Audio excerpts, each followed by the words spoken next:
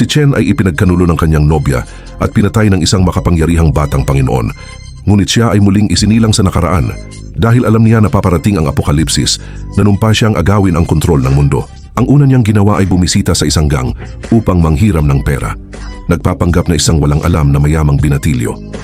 Nagkunwari siyang padalos-dalos magsugal at matapos ang kaunting pag-arte, nakakuha siya ng milyon-milyong halaga ng pera kapalit ng pagsuko ng mga titulo ng kanyang bahay.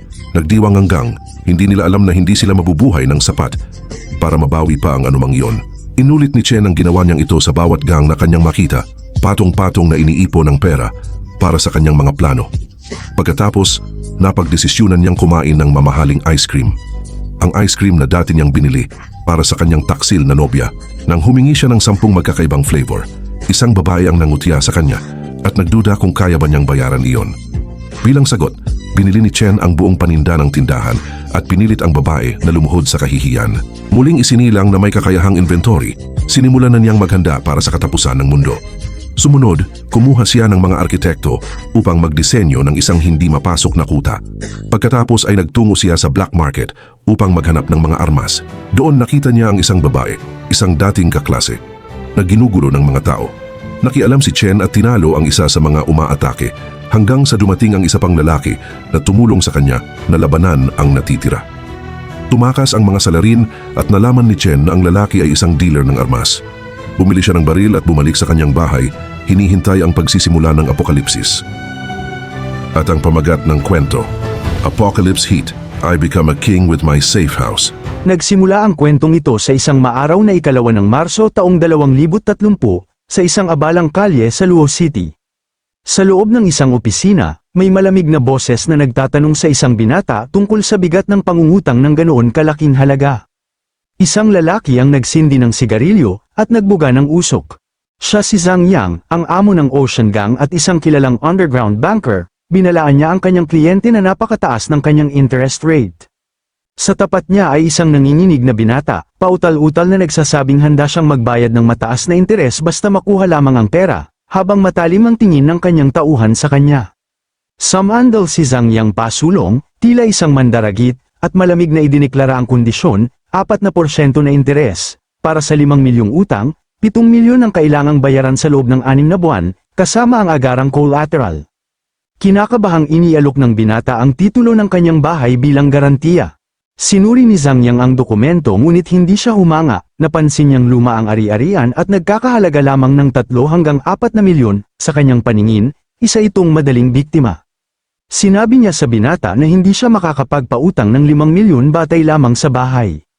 Naging desperado ang binata at nakiusap na kahit 4 na milyon na lang, ikinwento niyang sinabi raw ng isang manghuhula na sobra ang kanyang swerte at balak niyang doblehin ang pera sa pagsusugal. Dahil kumbinsido si Zhang Yang na isa lamang siyang hangal na sugarol, nagbigay siya ng huling alok, 3.5 milyon, kung hindi ay aalis siya. Biglang nagbago ang kilos ng binata at agad niyang tinanggap ang alok, agad siyang nagpasalamat at nangako na babayaran niya ito sa susunod.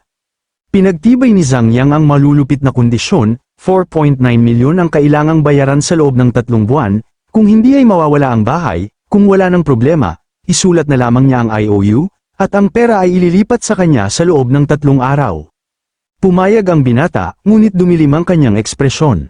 Tinitigan niya si Zhang Yang at sinabing may isa lamang siyang kondisyon. Pagkalipas ng 10 minuto, tapos na ang usapan, magalang na inihatid palabas ng isang malaking gun ang binata. Nagpasalamat pa si Zhang Yang sa kanya at sinabihan na mag-ingat ito. Paglabas, sinilip niya ang kanyang telepono at kinumpirma ang 3.5 milyong yuan na agad na pumasok sa kanyang account. Biglang nawala ang kanyang kinakabahang anyo at napangisi siya. Tinawag sa isip ang loan shark na isang tanga. Dito lumitaw ang katotohanan, wala siyang balak magbayad, magsisimula ang apocalypse sa loob ng 1 buwan, at gagamitin niya ang perang ito upang maghanda. Ayaw na niyang muling maranasan ang paghihirap ng kanyang nakaraang buhay.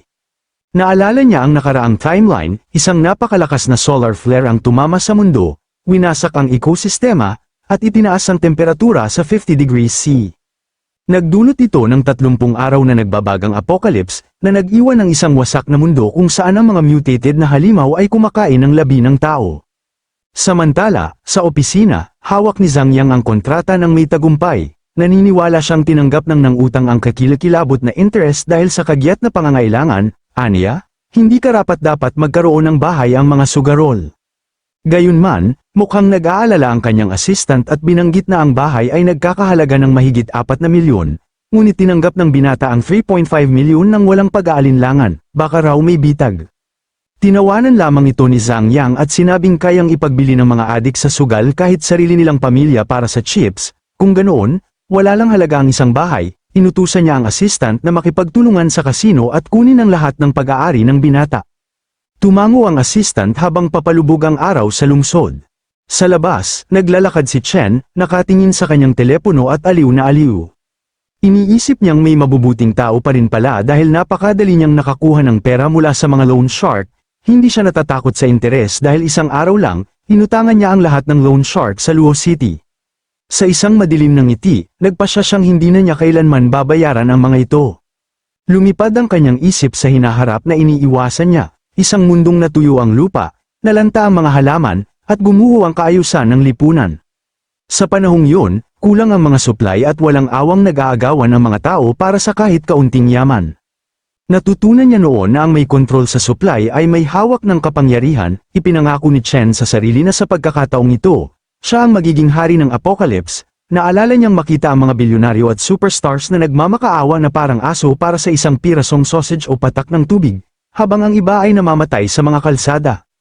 Sa kasalukuyan, nakatayo si Chen ng may kumpiyansa, dahil siya ay muling isinilang, may sapat siyang oras upang isakatuparan ang kanyang mga plano bago dumating ang sakuna.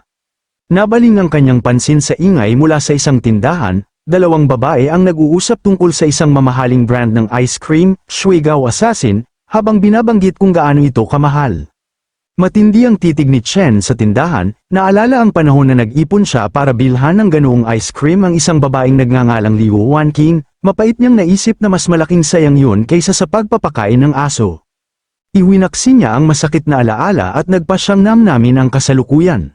Lumapit siya sa counter at ikinagulat ng mga babae nang umorder siya ng tig-10 ng bawat uri ng ice cream. Pabulong na nag-usap ang mga babae, nagtataka kung kaya ba niyang magbayad at lihim na hinahangaan ang kanyang itsura habang walang pakundangang gumagastos. Nag-aalinlangan ang waitress at inisip niya na ang gwapong lalaking ito ay hindi naman mukhang mayaman, kaya tinanong niya ito kung seryoso ba siya sa napakalaking order.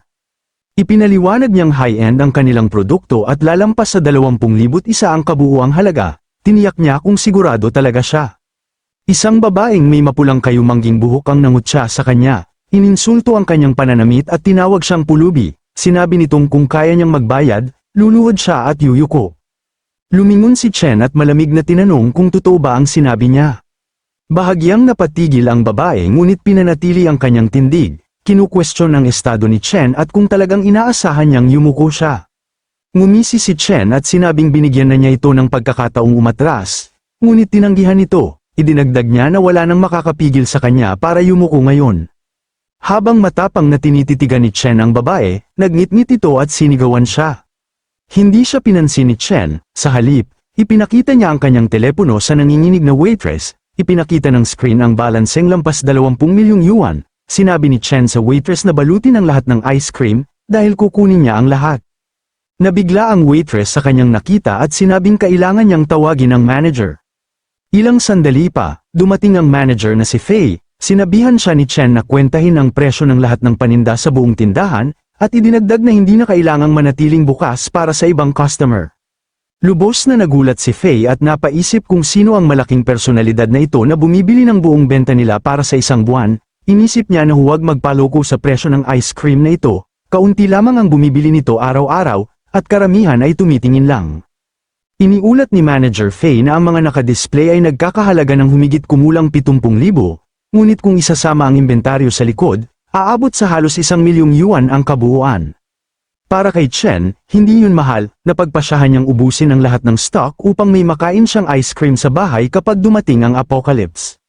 Sinabi ni Chen kay Fei na magta-transfer siya ng 300,000 yuan bilang deposito at ipapadeliver ang buong inventaryo. Masiglang pumayag si Fei at tinawag pa siyang Brother Chen.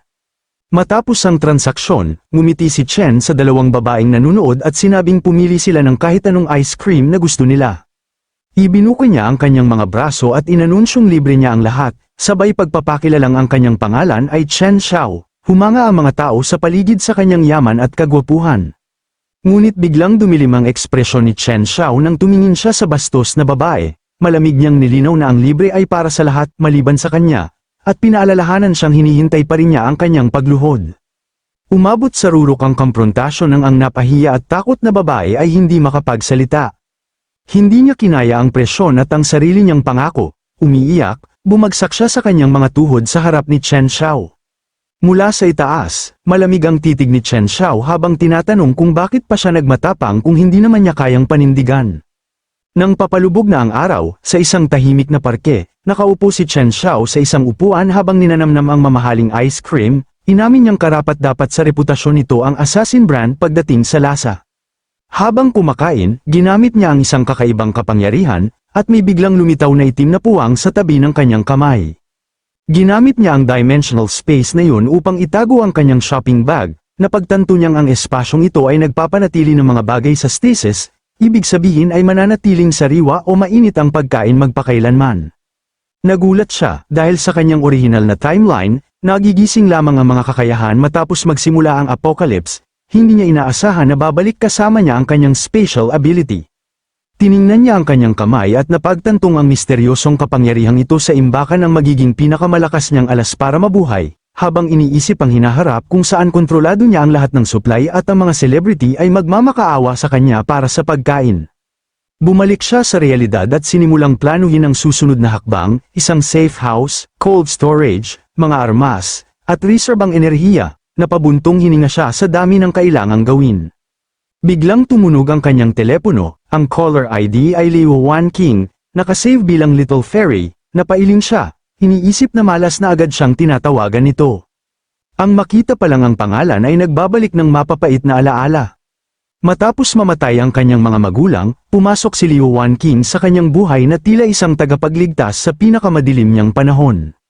Ngunit kasinungalingan yun, ang totoo, ang habol lamang niya ay ang mana ng kanyang mga magulang. Humingi siya ng isang luxury condo sa downtown, bayad ng buo at nakapangalan sa kanya, kasama pa ang bride price na 880,000 yuan.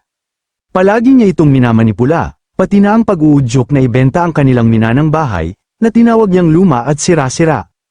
Matingkad na naalala ni Chen Xiao ang pinakamalaking pagtataksil sa kanyang nakaraang buhay, nakumbinsi siya nitong ibenta ang bahay upang masunod ang kasakiman nito.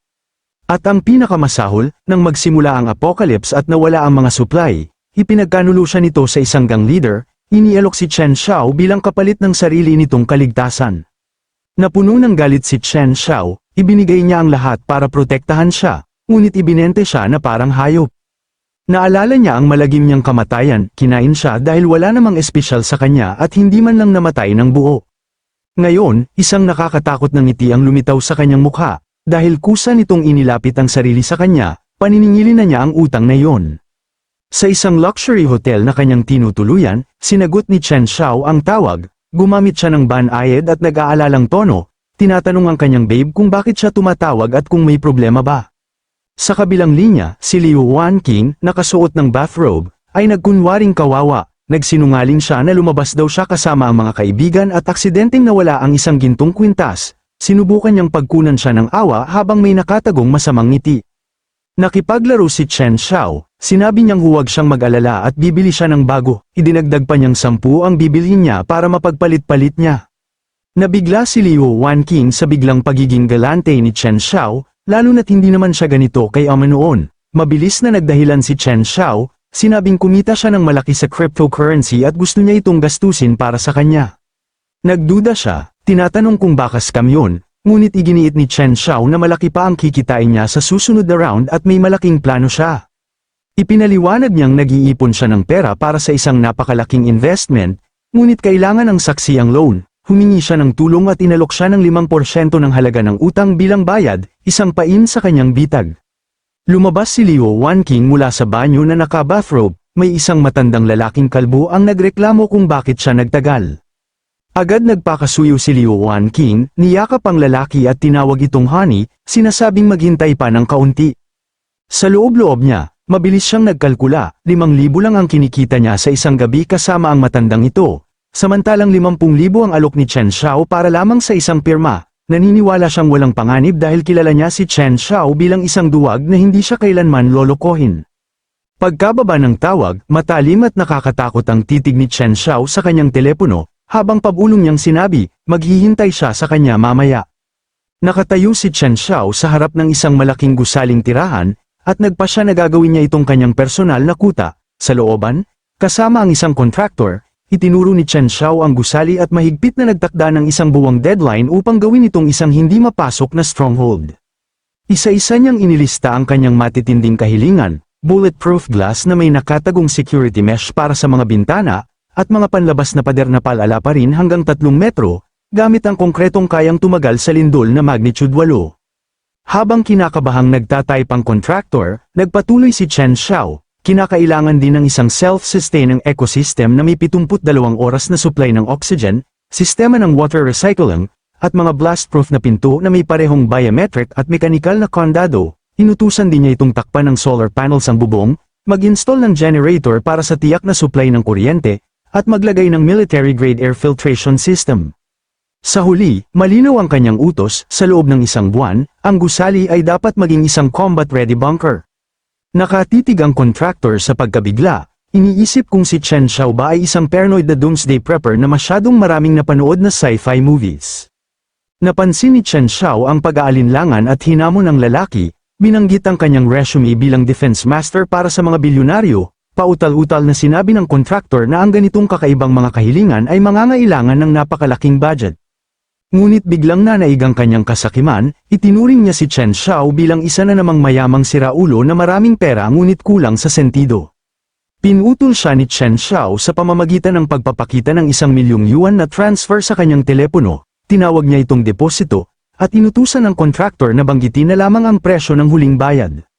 Napuno ng pananabik ang contractor, napagtantong nakakita siya ng isang mayamang utu-utu na maaaring magpayaman sa kanya habang buhay. Tinapos nila ang negosasyon sa isang mahigpit na kamayan, binigyang diin ng contractor na istrikto siya pagdating sa materyales at nangakong gagawa ng isang hindi mapasok na kuta. Gayunpaman, pareho silang may tinatagong intensyon, balak ng contractor na gatasan ang kanyang kliyente hanggang sa huling sentimo, samantala, palihim na tinawanan ni Chen Xiao ang lalaki, alam niyang hindi nito makukuha ang huling bayad kapag dumating na ang apocalypse. Matapos maisaayos ang konstruksyon ng kuta, pinag-isipan ni Chen Xiao ang kanyang survival list, alam niyang madali lamang ang pagkuha ng mga supply tulad ng gamot, pagkain, at mga pangunahing pangangailangan. Ngunit dumilim ang kanyang ekspresyon nang maisip niya ang tunay na panganib ng apocalypse, ang kalikasan ng tao matapos bumuo ang lipunan, alam niyang hindi sapat ang mga sandatang pangmalapitan, at ang pinakamahirap hanapin ay ang mga baril. Habang naglalakad sa kalye, sinuri niya ang kanyang smartphone at nagpadala ng mensahe sa isang black market contact, nagtatanong tungkol sa direktang pinanggagalingan at mga lihim na ruta para sa pagbili, at kung paano ito isasagawa. Agad na nag-reply ang contact, inuutusan siyang magtungo sa isang partikular na address bandang 8:00 ng gabi, at mahigpit na nagbabala na huwag siyang mahuhuli. Pagdating ni Chen Xiao sa lokasyon, nakaramdam siya ng pagdududa, nakapagtataka na ang isang ilegal na transaksyon ay gaganapin sa isang matao at lumang residential area. Biglang nabasag ang katahimikan ng tunog ng nagpapanak na yabag ng paa. Isang takot na dalagang babae ang lumitaw, tumatakas mula sa 3 gun na humahabol sa kanya habang sumisigaw ng mga mura. Lubos ang kanyang desperasyon, at diretso siyang bumangga kay Chen Xiao, naabutan sila ng mga gun at pinalibutan silang dalawa. Sigaw ng leader na nandadaya raw siya sa kanilang teritoryo at tinanong kung may death wish ba siya. Nanginginig, mahigpit na kinapitan ng babae ang braso ni Chen Xiao at nagmakaawang iligtas siya. Tiningnan ni Chen Xiao ang kanyang mukha at napatigil sa gulat, agad niya itong nakilala, si Li Yuyu, nagtaka siya kung ano ang ginagawa nito sa ganoong mapanganib na lugar. Uminit ang tensyon sa madilim na kalye, napapaligiran si Li Yuyu ng 3 lalaki, itinuro ng isa si Chen Xiao bilang babala na lumayo, habang marahas na manghinayla ng isa ang braso ni Li Yuyu. Naging marahas ang sitwasyon nang hilahin ng isang gun ang buhok ni Li Yuyu, pinilit na itaas ang kanyang ulo habang siya'y napasigaw sa sakit, matamang tinitigan ni Chen Xiao ang babae at tinawag ang kanyang pangalan, naalala niya ang kanilang mga araw sa paaralan, si Li Yuyu, ang genius goddess, ang makinang na babaeng may salamin na hinahangaan ng napakaraming lalaki. Bumalik siya sa kasalukuyan habang pinakikinggan ang komprontasyon. Mas lalong hinigpitan ng leader ang kapit sa buhok ni Li Yuyu at pasigaw na sinabing kailangan niyang ibigay ang pera para makaalis. Isang gun na may mohawk ang nagdila ng labi at nagmungkahi na kung wala siyang cash, maaari raw siyang magbayad gamit ang kanyang katawan. Sapat na yun para kay Chen Xiao, humakbang siya pasulong na may nakakatakot na aura, malamig na tinitigan ng mga gun at tahasang inutusan silang pakawalan ang babae.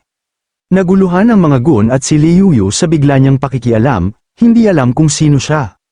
Galit na galit sa panggugulo, sumugod ang isa sa mga gang member, nagmura ito at humataw ng isang malakas na suntok, nagbabantang pilahin si Chen Xiao sa pakikialam bilang bayani.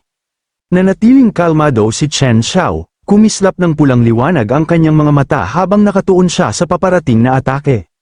Sa hindi kapani-pani walang bilis, madali niyang iniwasan ang suntok, hinayaang dumaan ang kamao ng walang tama.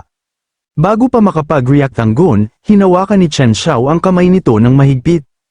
Napasigaw ang lalaki habang nabali ang kanyang kamay. Walang pag-aalinlangan, pinakawalan ni Chen Xiao ang isang nakamamatay na suntok sa mukha ng gun. Tumilapon ang katawan nito at bumagsak sa mga basura sa eskinita, habang ang iba ay nakatingin sa matinding gulat. Sa sandaling yun, may lumitaw na system window sa paningin ni Chen Xiao, na nagdetect ng negatibong emosyon tulad ng takot at galit mula sa kanyang target, kinumpirma ng sistema na na-activate ang Negative Emotion Harvesting System. Nanlaki ang mga mata ni Chen Xiao at napatigil siya, nagulat sa holographic interface na biglang lumitaw sa kanyang paningin, na pagtanto niyang nagising ang isang sistema, isang kapangyarihang wala siya sa kanyang nakaraang buhay. Biglang sinunggaban ng leader ng gang si Li Yuyu at marahas na pinunit ang kanyang damit, pasigaw niyang tinakat si Chen Xiao, nagbabanta na papatayin ng babae kung magtatangka pa siyang lumapit. Sa hindi inaasahang sandali, may isang aninong gumalaw sa itaas ng gusali, isang ladrilyo ang ibinato pababa, tumama ito ng buong lakas sa mukha ng gang leader, agad siyang nawala ng malay at bumagsak. Napatitig sa gulat ang dalawang natitirang gun habang gumuho ang kanilang amo. Isang lalaking nakabulaklak na polo ang tumalon mula sa anino at maayos na nakalapag, tinukso niya ang mga gun. Galit na pinuna ang pang-aapi nila sa isang walang kalaban-labang babae. Sa galit, sumigaw ang dalawang gun at sumugod dala ang kanilang mga armas. Madaling itinaas ni Chen Xiao ang kanyang braso at hinarang ang suntok ng isang umatake. Kasabay nito, ang lalaking nakabulaklak na polo ay nagpakawala ng malakas na high kick, tinamaan ng gun na may dalang pamalo. Mabilis namang umiwas si Chen Xiao sa isa pang atake, dahilan upang matisod ang kalaban, bago niya ito sapakin ng buong lakas sa mukha. Para silang sanay na magkapareha, sabay nilang pinatalsik sa ere ang kanilang mga kalaban. Upang hindi na ito makabangon, walang awang tinapakan ng lalaking nakabulaklak na polo ang dibdib ng huling gun. Matapos ang laban, magkatabing nakatayo sina Chen Xiao at ang estranghero, nangingibabaw sa eksena. Kumislap ang mga mata ni Chen Xiao habang malamig niyang inutusan ang mga bagbog na lalaki na umalis. Sa takot, nagtatakbuhan ng mga gun, nagbigay alam ang sistema kay Chen Xiao na inaani niya ang kanilang takot at kawalan ng pag-asa. Natuwa siya nang malaman na nagbukas ito ng pagpapalawak ng kanyang spatial storage, ngumisi siya, interesado sa bago niyang kakayahang umani ng emosyon. Lumapit si Chen Xiao kay Li Yuyu, na nakaupo pa sa lupa, at inialok ang kanyang kamay. Nagpasalamat siya, sinasabing ang kanyang problema ay hindi sinasadyang nakatulong sa kanya upang maabot ang kanyang layunin.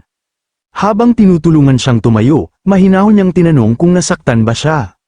Namula si Li Yuyu habang hinahawakan ang punit niyang damit, pautal-utal siyang nagpasalamat at sinabing may agarang aasikasuhin, saka nagmadaling umalis, paalala ni Chen Xiao na mag-ingat siya. Pagkaalis ng babae, lumapit ang lalaking nakabulaklak na polo, pinuri niya ang ginawa ni Chen Xiao, ang klasikong bayani na nagligtas ng dalaga, at nagpakilala bilang Mu Chang. Doon na pagtanto ni Chen Xiao na siya ang hinahanap niyang contact, inamin niyang siya ang buyer na inaasahan ni Mu Chang, kapansin-pansin ang kakaibang pagkakataon. Biglang nag-pose si Mu Chang na parang martial arts master at sumigaw ng isang lihim na code phrase tungkol sa Heavenly King at Earth Tiger bilang pagsubok. Walang reaksyon si Chen Xiao, tinitigil lamang siya at tinawag na tanga at ikinainis naman niya. Agad nag-react ang sistema, may notification na lumitaw sa ulo ni Mu Chang, nagpapakitang nani ni Chen Xiao ang mga emosyon ng pagkalito at awkwardness. Tinawanan yun ni Chen Xiao at sinabing biro lang, inaya siya ni Mu Chang at inakay palayo upang pag-usapan ang negosyo. Kalaunan ng gabing yun, dumating sila sa isang tahimik at liblib na bahay. Sa loob, binuksan ni Mu Chang ang isang kahon at inilabas ang isang baril. Ipinaliwanag niyang isa itong matibay na Russian model, ngunit kakaunti ang bala. Sinuri ni Chen Xiao ang baril habang pinupuri ni Mu Chang ang kanyang galing sa pakikipaglaban at inalok siya ng presyong pangkaibigan, ngunit habang hawak ni Chen Xiao ang sandata, sinabi niya na hindi na masama at nagpasalamat siya dito. Pero mapanuring nakatitig si Mu Chang sa kanya, na ang kanyang mga galaw ay napakahusay, isa siyang tunay na eksperto, kaya walang problema kahit sa kasalukuyang sitwasyon. Ngumisi si Chen Xiao at pabirong humiling ng libreng suppressor, warranty, at dagdag na bala, halos mabaliw sa stress si Mu Chang. Gulat na gulat siya sa kapal ng mukha ng kaharap, sumigaw ng araw ang presyong pangkaibigan at tinanong kung naiintindihan ba niya yon. Sa inis, napaisip siya na kung iba ang customer, doble na ang babayaran, pero ito pa'y humihingi ng libre. Nawala ng pasensya si Mu Chang at galit na itinuro si Chen Xiao, pasigaw na sinabing hindi siya bumibili ng appliance at sarkastikong nagmungkahing nakawa na lang siya. Habang nagngangalit siya, ipinakita ng sistema ni Chen Xiao na nani niya ang emosyon ng pagkabigla, sama ng loob, at kawalan ng masabi. Kontento, ngumiti si Chen Xiao, binawi ang mga dagdag na hiling, at pumayag sa orihinal na presyo, inilipat niya ang bayad at natapos ang transaksyon. Ngayon, mayroon na siyang kuta, mga supply, at sandata, iisa na lamang ang natitirang gawain. Sa isang marangyang hotel, kumikislap ang gusali sa gabi. Sa loob ng penthouse, si Liu Wanqing, suot ang isang pulang evening gown, ay nakatanaw sa lungsod. Dumating si Chen Xiao at inakbayan siya mula sa likod. Nagreklamo si Liu Wanqing tungkol sa bigat ng mga papeles at may pagdududang nagtanong kung ligtas ba talaga ang loan plan. Makinis na nagsinungaling si Chen Xiao, sinabing pormalidad lamang ang kanyang pirma at hindi niya ito lolokohin. Sa loob-loob ni Liu Wanqing, ngumisi siya. Naalala niyang minsan ay nagbenta pa ng dugo si Chen Xiao para lang bilhan siya ng handbag, sigurado siyang masyado itong sunod-sunuran para magtangka ng panloloko. Kalaunan, sa opisina ng loan shark na si Zhang Yang, nakatuwad si Liu Wanqing sa harap ng mafia boss. Pinuri niya ang pagiging desidido nito habang naghahanda siyang pumirma. Habang pumipirma siya, mapanlin lang ang titig ni Zhang Yang. Sa isip ni Zhang Yang, ang babaeng walang alam ay naniniwalang guarantor lamang siya, ngunit ang kontrata ay naglipat ng buong utang sa kanyang pangalan. Nagsindi si Zhang Yang ng tabako at masamang ngumisi, iniisip ang sandaling hindi ito makakabayad. At kapag dumating ang araw na yun, malamig niyang naisip, babayaran niya ang utang hindi ng pera, kundi ng kanyang katawan. Samandal si Chen Xiao sa sofa, kontento habang pinapanood ang unti-unting pag-usad ng kanyang plano, napagtanto niyang ang kasakiman ni Liu Wanqing ang eksaktong bagay na kailangan niya, dahil ang kanyang pirma ay nagsilbing deed of sale, na nagbigay kay Chen Xiao ng sapat na pondo para sa kanyang safe house. Kalaunan, nakatayo si Chen Xiao sa labas ng kanyang pinatibay na gusali kasama ang contractor, tiniyak ng contractor na ang bahay ay pinalakas ayon sa military standards, may heat insulation at blast proofing, at buong pagmamalaking sinabing kaya nitong makaligtas kahit sa nuclear blast. Nasiyahan si Chen Xiao at iniabot ang bayad, tinanggap ito ng contractor na may sakim ng ngiti, humihingi pa ng posibilidad ng mga susunod na proyekto, hindi niya alam na mawawalan na ng halaga ang pera sa lalong madaling panahon. Nag-iisa sa loob ng kanyang kuta, tahimik na naghintay si Chen Xiao habang hawak ang isang tablet. Dumating ang sandali nang lumabas ang breaking news alert sa telebisyon, may ulat tungkol sa walang kapantay at napakatinding aktibidad ng solar flare, sa seryosong tono, iniulat ng news anchor na ang mundo ay haharap sa tuloy-tuloy na matitinding heatwave, binalaan ng publiko na mag-ingat laban sa record-breaking na init. Kalmadong pinunasan ni Chen Xiao ang kanyang baril, inilapit ito sa kanyang katawan habang dumidilim at tumitindi ang kanyang ekspresyon, mahinang ibinulong niya sa sarili na dumating na ang oras. Sa loob ng silid na nababalot ng nakakatakot na pulang liwanag, hawak niya ang baril sa kanyang tabi, kumpirmadong nagsimula na ang apocalypse. Naningkit ang kanyang mga mata, puno ng malamig at matinding determinasyon. Lumapit siya sa bintana at tumingin sa lungsod, sa langit, nangingibabaw ang isang naglalagablab na solar flare, nililiguan ang mundo ng isang nakapangingilabot na apoy na liwanag habang nagsisimula ang sakuna. Sa telebisyon, iniulat ng news anchor na isang napakalakas na solar flare ang tumama sa mundo. Binalaan niya ang publiko na aabot sa 45 degrees Celsius ang temperatura sa buong mundo at pinayuhang manatili sa loob ng bahay. Agad na naramdaman ang init, mabigat at nakakasakal, habang tumutulo ang pawis sa mukha ni Chen Xiao. alam niyang ito pa lamang ang simula. Ang buong lungsod ay tinupok ng nakakasilaw na liwanag, at ang metropolis ay naging isang hulno sa ilalim ng napakalapit na araw. Naghihirap na ang mga sibilyan. Isang babae ang naghilamos ng tubig sa kanyang mukha upang palamigin ang nasusunog na balat. Basang-basa sa pawis, sumandal siya sa balkonahe at nagreklamo na sobrang init kahit sa madaling umaga. Na para siyang pinapatay ng panahon, nagtataka kung hanggang kailan ito tatagal. Sa kalsada, isang matabang tindero na nakabulaklak na damit ang gumagamit ng megaphone, binalaan niya ang mga takot na kapitbahay na patuloy pang tataas ang temperatura at magkakaroon ng kakulangan sa supply, hinihikayat silang bilhin ang huling paninda bago magsimula ang rasyon. Pinunasan niya ang pawis sa noo, hindi siya nag-aalala sa sakuna, sa halip, ngumiti siya, iniisip na ang heatwave ay perpektong pagkakataon para kumita. Lumapit ang isang grupo ng mga babae sa kanyang pwesto, nakikiusap na ibaba ang sobrang taas na presyo ng mga pakwan, isa sa kanila ang yumuko upang siyasatin ang prutas. Tiningnan siya ng tindero ng may malaswang tingin, halatang mas interesado sa katawan nito kaysa sa bentahan. Sumandal siya pasulong na may nakakikilabot ng ngiti, na ang melon niya ay sobrang tamis, gusto ba nilang hiwain niya ito para matikman nila? Sinabi pa nito kung bibili siya ng 2 pakwan ay bibigyan niya ng diskwento at libreng tissue. Iminungkahi pa niyang pumunta ang mga babae sa kanyang bahay sa gabi upang mag-enjoy ng aircon, hindi komportable, mabilis nilang tinanggihan ang alok, nabibili lang sila ng isa. Hindi siya natinag, lalo pa siyang lumapit sa mukha ng babae at pinilit itong bumili, nagbabanta na baka wala nang mabibiling pagkain kinabukasan. Ngunit nagbago ang kanyang tono ng 2 lalaki ang humingi ng mas mababang presyo sa tubig. Galit niyang itinuro ang mga ito at sinigawang bawal ang tawaran, dahil maliit lang ang kanyang negosyo. Habang binubuhat ng sakim na tindero ang isang kahon ng supply, hindi niya alam na pinagmamasdan siya ni Chen Xiao mula sa gilid, malamig at tahimik ang titig. Nanlalamig ang mga mata ni Chen Xiao habang nakikilala niya ang tindero, si Li Dafu. Ang tagpong yun ay nagpasiklab ng masakit na alaala mula sa kanyang nakaraang buhay, isang nakahihiyang insidente sa mismong tindahang yun. Naalala niya kung paanong sinigawan siya ni Li Dafu sa harap ng maraming tao, inakusahan siyang nagnakaw, at iginiit na nahuli niya ang batang Chen Xiao na may sala. Ipinihit ni Li Dafu ang braso ng binata, at kahit ipinaliwanag nitong pinulot lamang niya ang nahulog na bagay, pinagalitan siya ng tindero, tumangging maniwala, at humingi ng bayad.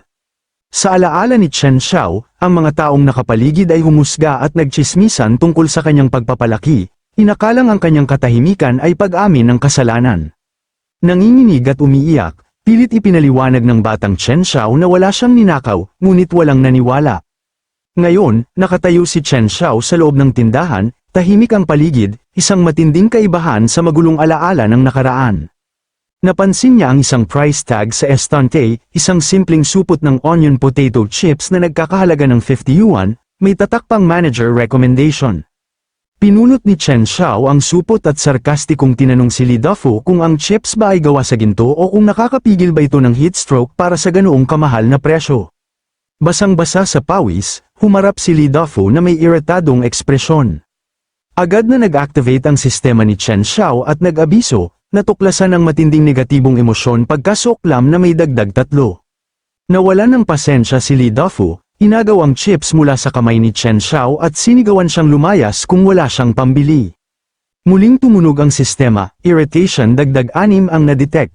Hindi natinag si Chen Xiao, ngumisi siya, lumapit, at nanunuyang tinanong ang tindero tungkol sa pag-iimbak ng mga kayamanan, sabay malamig na babala na mag-ingat siya sa mga magnanakaw.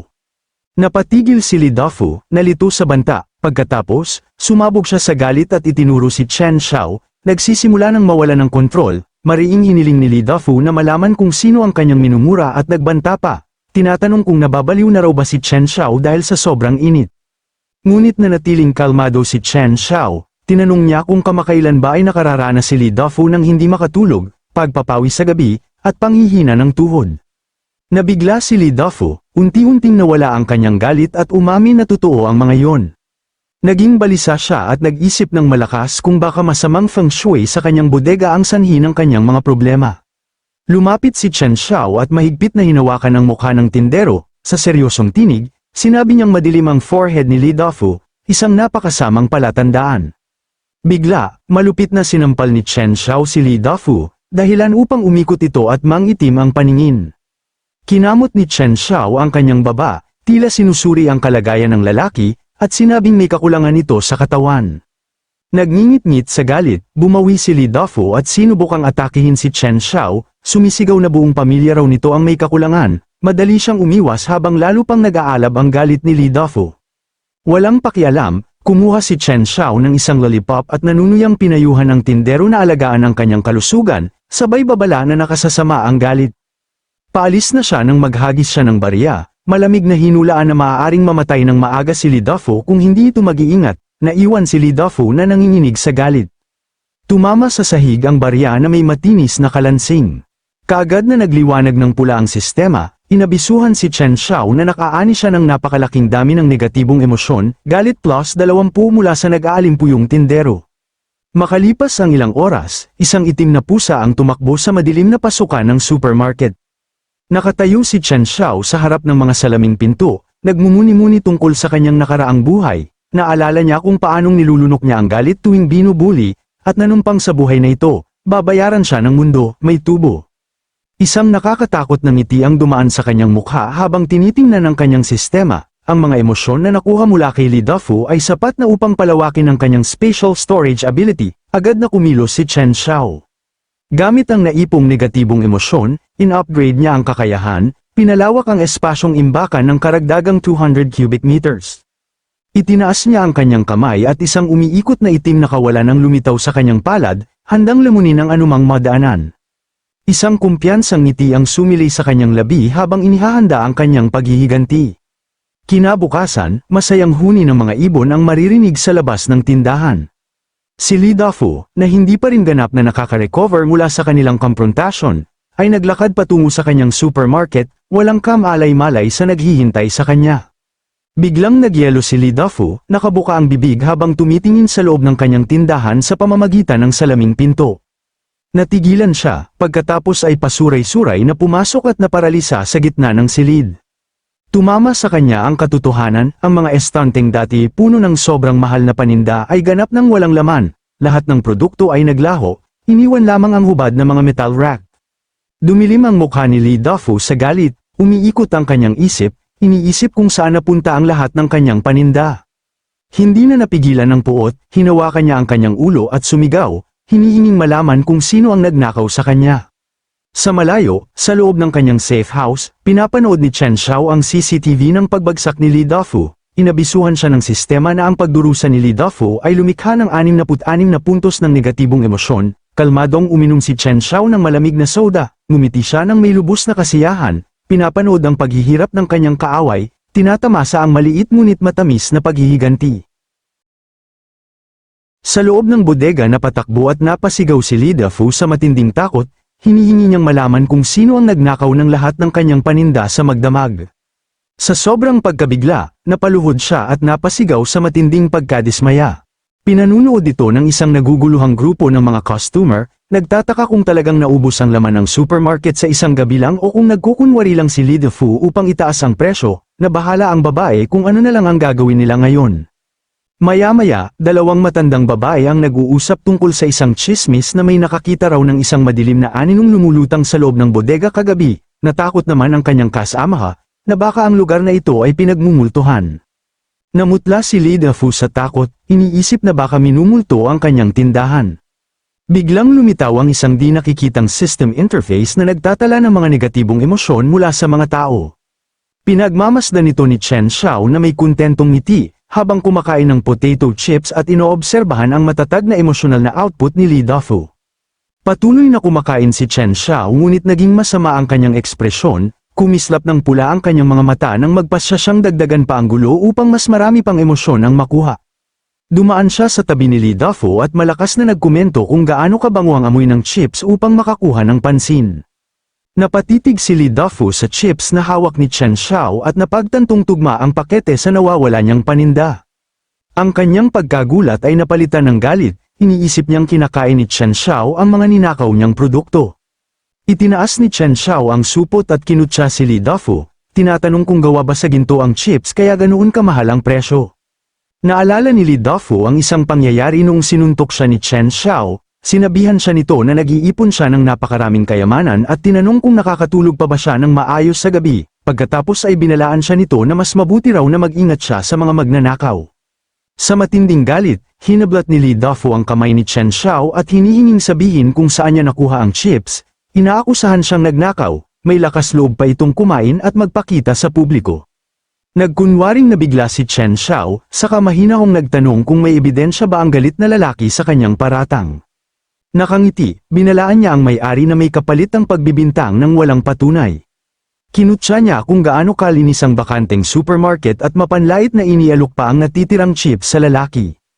Dahil desperado, nagpasya si Lee Dafo na gawing panakip butas si Chen Xiao, marahas niya itong inalag at sinisi sa pagnanakaw dahil nagreklamo ito sa presyo kahapon, pero sa isip niya, sinabihan niya ito ng duwag, kahit hindi siya ang nagnakaw, maaari pa rin siyang pigain upang makabawi sa kanyang mga nawala. Nagtala ang sistema ng biglang pagtaas ng galit mula sa may-ari ng tindahan. Humarap si Chen Xiao sa mga tao at tinanong kung iniisip ba ni Lee Dafo na dito lang ibinebenta ang chips, iginigiit niyang pinagbibintangan ng may-ari ang isang inosenteng customer, habang nakatingin ang may-ari ng supermarket na may pagkabahala. Samantala kinukunan ng video ang mga pangyayari, at habang sumang-ayon ang mga nakamasid na customer na karaniwan lang ang chips kahit saan, naisip naman ng isang lalaki na masyadong mahal ang mga presyo sa tindahang ito kahapon, at ngayon ay wala ng laman ng supermarket. Napatanong siya kung nagkataon lang ba ang lahat, pinawisan si Lee Dafo, naguguluhan kung paano biglang naging kumpiyansa ang dating mahina. Nag-alok si Chen Xiao ng pastahan, kung makita ni Lee Dafo ang mga ninakaw na gamit sa bahay niya, magbabayad siya ng 10 beses ng halaga, kung hindi, kailangang ibigay ni Lee Dafo ang kanyang backup generator. Bulag sa galit, pumayag si Lee Dafo, lumapit siya sa mukha ni Chen Xiao at pumayag siyang maghanap sa kanilang bahay. Binyantaan pa niya ito na tingnan nila kung gaano katagal niya kayang itago ang mga gawaing yun.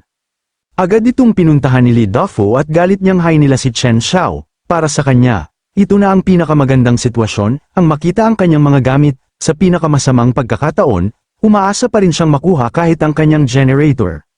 Sa pagdating nila sa bahay ni Chen Xiao, namangha ang mga tao sa ganda nito. Ang tunay na kayamanan ay tila nakatago lamang sa harap ng kanilang mga mata. Nabigla si Lee Dafo sa karangyan ng bahay, inisip niya na kailan pa yumaman ang batang ito, namangha siya sa mamahaling decoration at kristal na chandelier. Lalong nagulat nang makita ang aparador na puno ng mga dekalidad na damit. Halos mabaliw sa paghahanap si Lee Dafo, sinuri ang ref at maging ang isang safe na puno ng mga gintong bareta, ngunit wala siyang nakitang ninakaw na galing mismo sa kanyang supermarket. Sinakmal siya ng sindak nang mapagtantong nagkamali siya. Kinutya siya ni Chen Xiao kung nabaliktad na ba niya ang lugar, at tinatanong pa niya kung gusto pa ba niyang bakbakin ang sahig. Napahiya, nauutal na sinabi ni Lee Dafo na hindi na kailangang maghanap pa at nagmamadaling lumabas sa kanyang bahay. Kontento siyang pinapanood si Chen Xiao habang siya'y umalis. Nagtala ang sistema ng pagtaas ng kahihiyan, ngunit pinahinto siya ni Chen Xiao, hinablat ang kanyang damit at pinaalalahanan tungkol sa pastahan sa generator. Humarap siya sa mga tao at pinwersa si Lee Dafo, tinatanong kung babawiin ba nito ang kanyang salita. Dahil naipit sa sitwasyon, nakiusap si Lee Dafo na umatras si Chen Xiao at palampasin na lang ang lahat, ngunit walang awa siyang tinanong ni Chen Xiao kung bakit hindi siya umatras noon nang pagbintangan siya ng pagnanakaw. Nagtala ang sistema ng pagtaas ng pagkainip, nang marinig ang panunuya ng mga tao sa kanyang kawalan ng katapatan, tuluyang pumutok si Lee Dafo sa galit. Bigla niya itong sinuntok at sinabihan, hindi ba niya alam kung kailan siya makakatikim ng sapak, ngunit madali lang itong nasangga ni Chen Xiao gamit lamang ang isang kamay. Pinilipat ni Chen Xiao ang kamao ng tindero, napasigaw si Lee Dafo sa matinding sakit, napaluhod habang sumisigaw na nababali na ang kanyang kamay. Nagtala ang sistema ng napakalaking pagtaas ng sakit. Hindi na matiis, sumuko si Lee Dafo at nangakong ililipat agad ang generator. Malamig ang titig ni Chen Xiao habang binabalaan siyang magmadali bago tumaas ang temperatura. Ipinunto niya sa loob ng ilang araw na kung wala ang generator, labis na magdurusa si Lee Dafo sa paparating na rasyonang ng kuryente. Ginantimpalaan ng sistema si Chen Xiao, nagtala ng malaking puntos para sa kahihiyan, sakit, at takot. Biglang may napansin si Chen Xiao na abiso at tumunog ang kanyang telepono, si Liu Wangqing ang nasa screen. Lumitaw si Liu Wangqing na galit, nagrereklamo na 2 araw na siyang sinusundan ng mga maniningil ng utang. Walang emosyon si Chen Xiao habang sumisigaw si Liu Wangqing, hinihinging malaman kung bakit siya hinahabol matapos niyang pirmahan ang mga dokumento ng pormalidad. Sa video call, galit na galit niyang hinihingi ang katotohanan, tinatanong kung bakit hinahanap siya ng mga mataas na miyembro ng gang at inaakusahan si Chen Xiao ng pagsisinungaling. Nagkunwaring nanghihina sa sakit ng damdamin, naglakad si Chen Xiao sa loob ng kanyang apartment at tinanong kung bakit hindi siya mapagkatiwalaan matapos niyang magsakripisyo ng napakarami para sa kanya. Sa loob-loob niya, nakangiti siya, napagtanto niyang mas atat pa pala ang mga tauhan ng gang ni Zhang Yang sa paniningil ng utang kaysa sa inaasahan niya. Nakatayo sa tabi ng ref, casual niyang tinanong si Liu Wangqing kung alam ba ng gang kung saan siya nakatira at kung ano ang sinabi nila. Na-stress na sumagot si Liu Wangqing na hindi nila alam ang kanyang address dahil dumaan siya sa mga likuran na daan, binalaan niya si Chen Xiao na huwag siyang paglaruan. Maingat at kalmadong sinabi ni Chen Xiao sa kanya na huwag nang mag-overthink, na baka napagkamalan lang niya ang mga estranghero bilang mga miyembro ng gang. Nakatayo siya sa kanyang malamig na kwartong may aircon, habang nakahain sa harap niya ang isang marangyang pagkain, inihaw na salmon, salad, at malamig na soda, na taliwas sa matinding init sa labas. Nagbago ang ekspresyon ni Liu Wangqing mula sa galit tungo sa pagkabigla nang makita niya ang pagkain sa mesa ni Chen Xiao sa pamamagitan ng kamera. Nakatitig siya sa hindi makapaniwala at nagtanong kung paano pa siya may sariwang pagkain na ganoon. Ipinakita ni Chen Xiao ang isang lata ng Coke sa kamera, mayabang na sinabing marami pa siyang nakaimbak. Naintriga si Liu Wangqing at nagtanong kung talagang marami siyang supply. Habang nakaupo sa kama, nag-iba ang kanyang asal, inisip niya na matagal nang umiikot ang init na ito at ang supply ay para lamang sa mayayaman. Ngayon, napatanong siya kung saan niya nakuha ang lahat ng ito, posible kayang nayumaman na siya. Sumipsip si Chen Xiao ng malamig na inumin at tinukso siya, sinabing kailangan niya ng pagkain sa ganitong kainit na panahon. Kumagat siya sa sariwang salmon mismo sa harap ng kamera. Natigilan si Liu Wangqing sa makita ang ganoon kataas na kalidad ng pagkain, nilamon siya ng gutom at sabik na sabik siyang makakain ng ganoong pagkain. Nagkunwari si Chen Xiao na nag-aalala, tinanong kung sapat ba ang kinakain niya habang palihim siyang inoobserbahan. Nagpanggap siyang marupok at nagsinungaling na natatakot siyang mamuhay mag-isa. Naamoy ni Liu Wangqing ang pagkakataon at ngumiti ng may panlilinlang. Sinabi niyang nasa paligid pa rin ang mga naniningil ng utang at, habang umaarte ng mapang akit, tinanong si Chen Xiao kung pwede siyang tumuloy sa lugar nito ng ilang araw. Humit-hit siya ng sigarilyo na may mapagmataas na tindig, na para bang nag-aalok na samahan siya kapalit ng masisilungan. Ngumiti si Chen Xiao habang kumakain, iniisip niyang kumagit na siya sa pain, kinutya niya ito sa isip, sinasabing napakababa niya. Nakisabay siya sa laro at nabanggit na hindi naman siya pinayagang bumisita noon, nag-alok siyang sunduin siya mamayang gabi kapag lumamig na ang panahon, kung ibibigay nito ang address. Binaliwala ni Liu Wangqing ang nakaraan, iginiit na espesyal ang sitwasyon dahil boyfriend niya raw siya at tungkulin niyang protektahan siya, pumayag siya at ipinadala ang lokasyon. Tumingin si Chen Xiao sa kanyang telepono na may madilim na ekspresyon at sinabi sa kanya na maghintay ng masunurin sa bahay. Walang kamalay-malay sa patibong, nag-relax si Liu Wangqing at kinutya si Chen Xiao, naniwala siyang isa pa rin itong tanga na kamakaway ang buntot sa kaunting tamis. Napangiti si Chen Xiao sa telepono, aliw sa biglang pagbabago ng kanyang asal, ang babaeng dati mataas ang tingin sa sarili ay ngayon ibinibigay ang address kapalit lang ng isang kagat ng pagkain. Naputol ang kanyang mga iniisip ng malakas at marahas na katok sa pintuan. Sa labas, isang babaeng nasa katanghaliang gulang na may kasamang batang lalaki ang malakas na kumakatok, hinihiling na buksan ni Chen Xiao ang pinto. Lumapit siya sa entrada at nakinig, saka binuksan ang pinto at nakita ang kapitbahay niyang si Auntie Wang, binati niya ito ng sarkastiko at tinanong kung ano ang kailangan. Sinubukan ni Auntie Wang na pumasok, dama ang lamig ng aircon, at sinabing sira ang aircon nila at hindi kaya ng bata ang init, ginagamit ang pagiging kapitbahay bilang dahilan para pilitin ang pagpasok.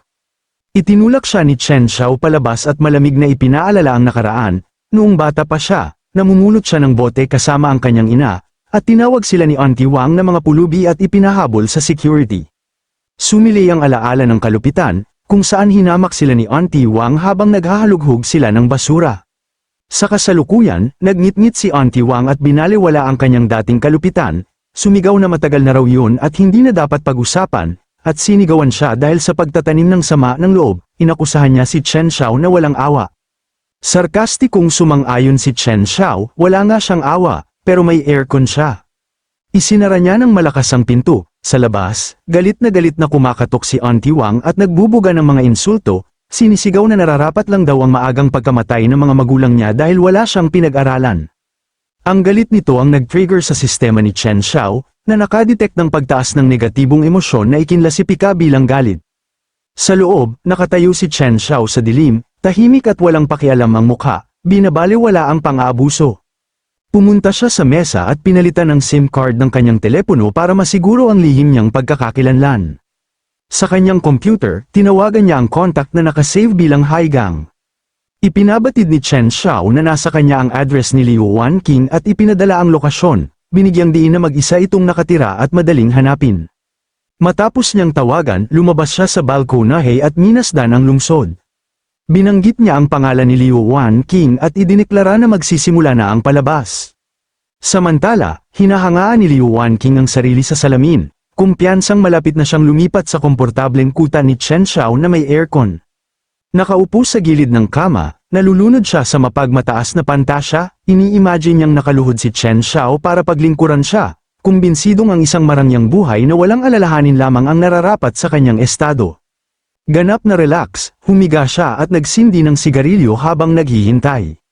Bigla niyang narinig ang katok sa pinto, inakalang dumating na ang kanyang simp, nagmamadali siyang lumapit na may peking ngiti, binuksan niya ang pinto at agad kinutsa ang bisita dahil sa pagiging sabik na pasayahin siya. Ngunit biglang naglaho ang kanyang ngiti, napalitan ng purong gulat at takot. Sa halip na si Chen Xiao, nakita niya ang mafia boss na si Zhang Yang at ang kanyang mga tauhan, nanginginig sa takot, nauutal niyang tinanong kung paano nila siya natagpuan. Walang awa siyang sinampal ni Zhang Yang, pinaalala na ngayong araw na ang takdang bayad sa perang inutang niya sa dahigang. Bumagsak si Liu Wanqing sa sahig sa matinding panik, sumisigaw siya na si Chen Xiao ang humiram ng pera at niloko siya para pumirma sa mga papeles, nagmamakaawang hanapin na lang nila ito. Ngunit walang interes sa kanyang mga palusot, itinaas ni Zhang Yang ang kontrata at pasigaw na sinabi na dahil siya ang pumirma, siya ang may pananagutan sa utang. Iniutos niya sa kanyang mga tauhan na halughugin ang apartment at kunin ang lahat ng mahalagang gamit. Habang naghahanap at sinisira ang mga gamit, desperadong sumigaw si Liu Wanqing na tumigil sila, iginiit niyang tatawag siya kay Chen Xiao at darating ito agad para magbayad. Ngunit naupo lang si Zhang Yang ng kampante sa sofa, pinagsasama-sama sa mesa ang kanyang mga mamahaling handbag at alahas. Nakatayo si Liu Wanqing sa harap niya, nanginginig sa takot habang sinusuri ni Zhang Yang ang kanyang mga gamit. Itinaas nito ang isang handbag ng may paghamak at sinabi na ang mga basurang ito ay hindi man lang sapat para pambayad sa interes ng kanyang utang. May sakim ng ngiti, pinaalala niya na hindi bumiyahe ang kanyang mga tauhan sa ganitong kainit para umuwi ng walang dala. Tumayo si Zhang Yang at ang kanyang anino ay bumalat sa kanya, umatras si Liu Wanqing sa takot. Nagmamakaawang huwag na siyang lapitan at paulit-ulit na sinasabing nasa kay Chen Xiao ang pera. Nanatili ang malupit ng ngiti ni Zhang Yang, aliw na aliw sa kanyang pagkataranta. Sinubukan ni Liu Wanqing na makipagtawaran, isiniwalat niya na may malaking imbakan ng supply si Chen Xiao, aircon, malamig na inumin, at maraming pagkain, nakiusap siyang maghintay sila dahil darating na raw ito para sunduin siya. Tinawagan niya ang numero ni Chen Xiao, ngunit isang automatikong boses ang sumagot na hindi ito available. Tumulo ang pawis sa kanyang mukha habang nakikinig sa recording. Nakatitig siya sa screen ng telepono, pinapanood ang tawag na walang sumasagot. Namumutla ang kanyang mukha nang maunawaan niya ang katotohanan, nauutal niyang sinabi na walang sumasagot, tuluyang nawala ng composure. Puno ng purong takot ang kanyang mga mata, hindi mo ari kung paano ito nangyari. Desperadong pigilan ang gang, pinilit niyang ngumiti kahit nanginginig at sinabing abala lang daw si Chen Xiao at tatawag siya agad ulit. Nawalan ng pasensya si Zhang Yang at ibinunyag ang malupit na katotohanan, tanga siya dahil hindi niya napagtantong niloko siya ni Chen Xiao para pumirma sa utang at makatakas.